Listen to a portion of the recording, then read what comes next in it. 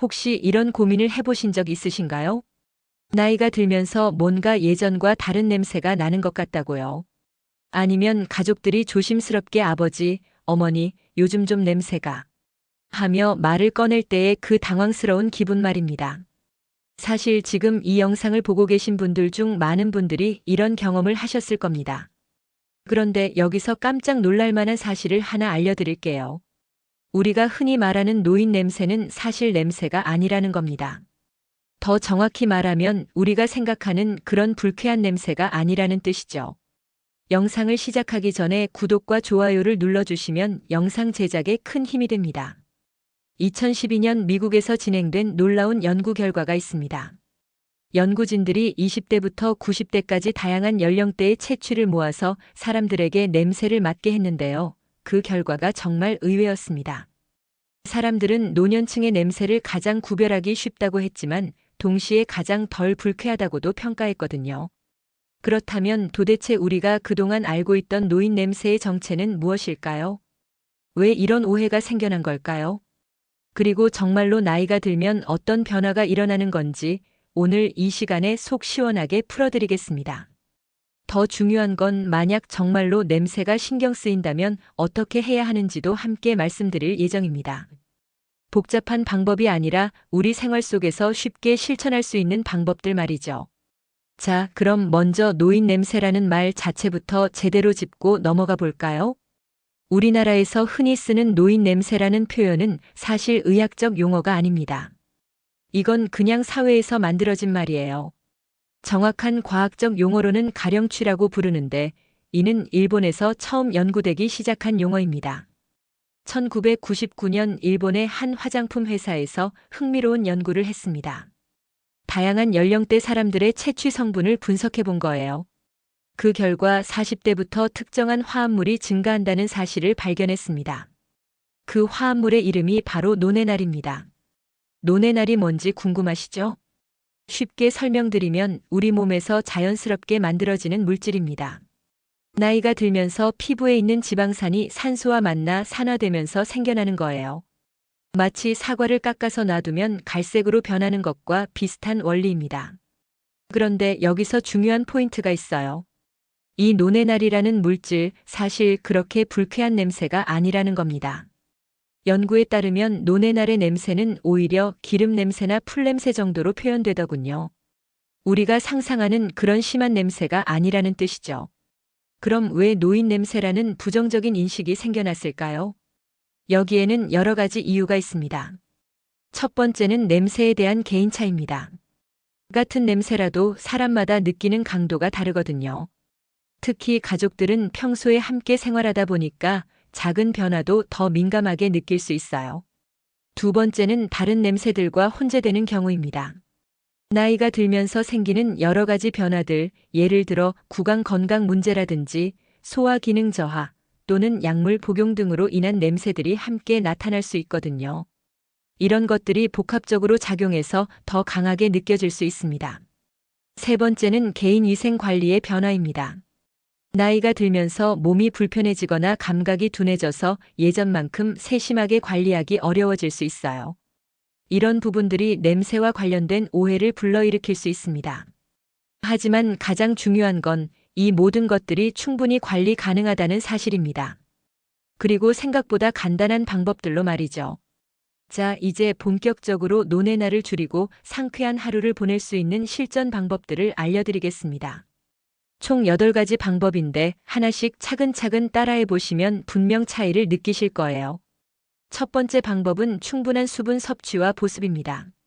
나이가 들면서 우리 몸의 가장 큰 변화 중 하나가 바로 수분량 감소예요. 피부가 건조해지면 노네날이 더 잘 생성되는 환경이 됩니다. 마치 마른 땅에서 먼지가 더 잘 날리는 것과 비슷한 이치죠. 그래서 하루에 물을 8잔 정도는 마셔주시는 게 좋습니다. 한 번에 많이 마시기보다는 조금씩 자주 마시는 게 더 효과적이에요. 특히 아침에 일어나서 한 잔, 식사 전에 한 잔씩 마시는 습관을 들이시면 좋습니다. 그리고 보습 크림도 꼭 사용해 주세요. 특히 목 뒤쪽이나 귀 뒤처럼 노네날이 많이 생성되는 부위에는 더욱 신경 써서 발라주시면 됩니다. 샤워 후 피부가 아직 촉촉할 때 바르는 것이 가장 효과적이에요. 실내 습도 관리도 중요합니다.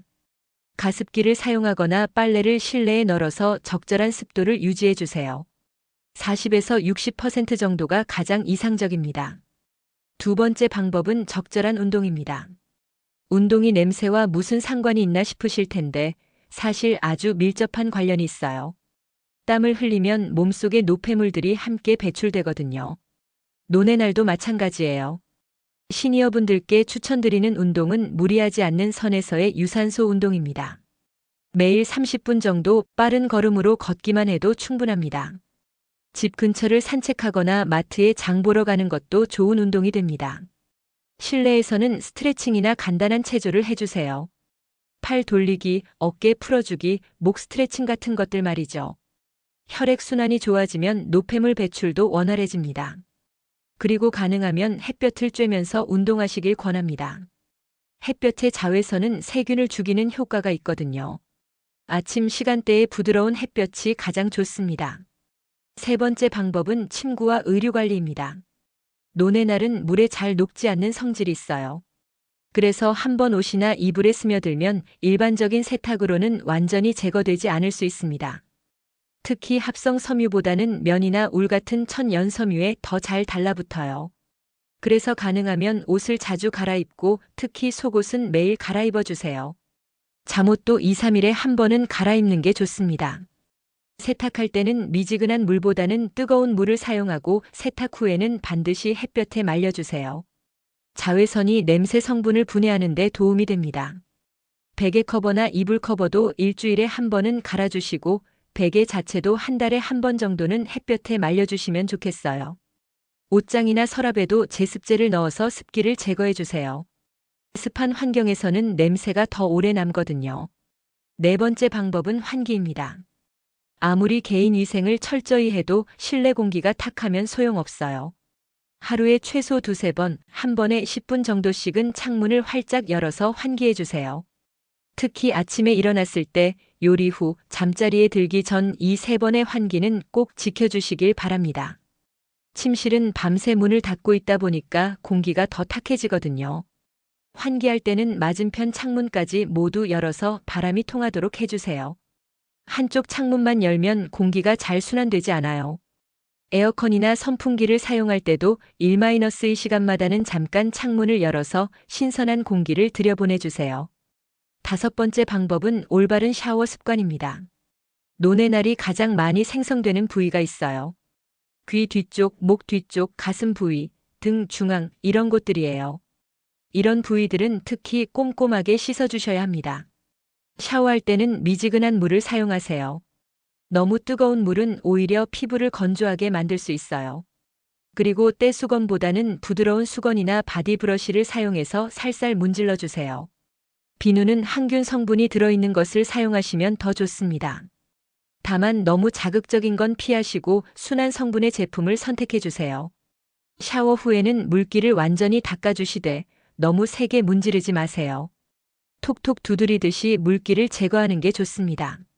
머리도 2-3일에 한 번은 감아주시고 특히 목 뒤쪽 헤어라인 부분은 더욱 신경 써서 씻어주세요. 여섯 번째 방법은 전용 제품 활용입니다. 요즘에는 논의 날 제거에 특화된 제품들이 많이 나와 있어요. 일반 비누로는 완전히 제거되지 않는 논의 날을 효과적으로 없애주는 전용 바디워시나 비누들 말이죠.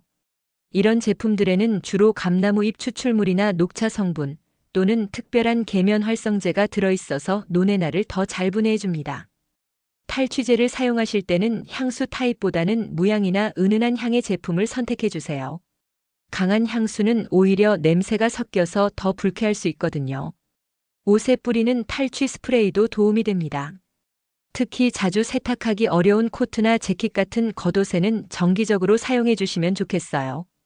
일곱 번째 방법은 균형 잡힌 식단입니다. 우리가 먹는 음식은 채취에 직접적인 영향을 미칩니다. 특히 기름진 음식을 많이 먹으면 피지 분비량이 늘어나서 논의 날 생성도 증가할 수 있어요. 그래서 기름진 고기류는 조금 줄이고 대신 생선이나 두부, 콩류 같은 단백질을 섭취하시는 게 좋습니다. 오메가-3가 풍부한 생선은 특히 피부 건강에도 도움이 되거든요. 야채와 과일은 충분히 드세요. 항산화 성분이 풍부한 브로콜리, 시금치, 당근, 블루베리, 사과 같은 것들이 좋습니다. 이런 항산화 성분들이 논에 날 생성을 억제하는 데 도움이 돼요. 마늘이나 양파, 향신료가 많이 들어간 음식은 적당히 드시는 게 좋겠어요. 이런 음식들의 냄새 성분이 몸에서 나올 수 있거든요. 물론 너무 제한할 필요는 없어요. 가끔씩 드시는 건 전혀 문제 없습니다. 전체적인 식단의 균형이 중요한 거니까요. 8번째 방법은 금연과 절주입니다. 담배와 술은 채취에 가장 큰 악영향을 미치는 요소들 중 하나예요. 담배의 니코틴과 타르 성분은 모공을 통해서도 배출되고 옷이나 머리카락에도 냄새가 배어들죠. 술도 마찬가지예요. 알코올이 분해되면서 생기는 아세트알데히드라는 물질이 숨이나 피부를 통해 나오거든요. 이런 냄새들이 논의 날과 섞이면 더욱 불쾌한 냄새가 될 수 있어요. 완전히 끊기 어려우시다면 최소한 양이라도 줄여보세요. 담배는 하루에 피우는 개비수를 절반으로, 술은 일주일에 2~3번 정도로 제한하시는 것부터 시작해보시면 됩니다. 대신 금연과 금주로 절약되는 돈으로 좋은 샤워용품이나 보습 제품을 사시는 건 어떨까요? 훨씬 더 건강하고 상쾌한 투자가 될 거예요. 지금까지 8가지 실천 방법을 말씀드렸는데요. 이 모든 걸 한꺼번에 다 할 필요는 없어요. 본인에게 가장 쉬운 것부터 하나씩 시작해보세요. 습관이 되면 자연스럽게 다른 것들도 따라올 거예요. 그런데 여기서 한 가지 중요한 주의사항을 말씀드려야겠어요. 모든 냄새가 단순히 논의 날 때문만은 아니라는 점입니다. 만약 평소와 전혀 다른 냄새가 난다거나 특별히 달콤한 냄새가 난다면 당뇨병 초기 신호일 수 있어요. 당뇨가 있으면 케톤이라는 물질이 생성되면서 독특한 냄새가 나거든요. 소변 냄새가 심해졌다면 요실금이나 전립선 문제 또는 요로 감염을 의심해 볼 수 있고요. 입냄새가 갑자기 심해졌다면 구강질환이나 소화기 문제일 가능성이 있습니다. 특히 치매 초기에는 개인 위생 관리가 소홀해지면서 여러 가지 냄새가 복합적으로 날 수 있어요. 이런 경우에는 냄새 자체보다는 근본적인 원인을 찾아서 치료하는 게 중요합니다. 그래서 만약 아무리 관리해도 냄새가 개선되지 않거나 평소와 확실히 다른 냄새가 지속된다면 주저하지 마시고 병원에 가보세요. 전문의와 상담하면 정확한 원인을 찾을 수 있을 거예요. 또 한 가지, 가족들의 반응에만 의존하지 마세요. 가족은 평소에 함께 생활하다 보니까 작은 변화에도 민감할 수 있거든요. 객관적인 판단을 위해서는 가끔 친구들이나 지인들과 만나보시는 것도 좋겠어요. 그리고 무엇보다 중요한 건 너무 스트레스 받지 마시라는 겁니다. 스트레스를 받으면 오히려 호르몬 불균형이 생겨서 냄새가 더 심해질 수 있어요. 노인 냄새는 자연스러운 노화 과정의 일부입니다. 부끄러워하거나 위축될 필요 전혀 없어요. 오히려 건강하게 나이 들어가고 있다는 증거라고 생각하시면 됩니다. 중요한 건 적절한 관리를 통해 자신감을 유지하는 거예요. 오늘 말씀드린 방법들을 꾸준히 실천하시면 분명 좋은 결과가 있을 겁니다. 자, 그럼 지금까지 배운 내용들을 한 번 더 정리해 볼까요?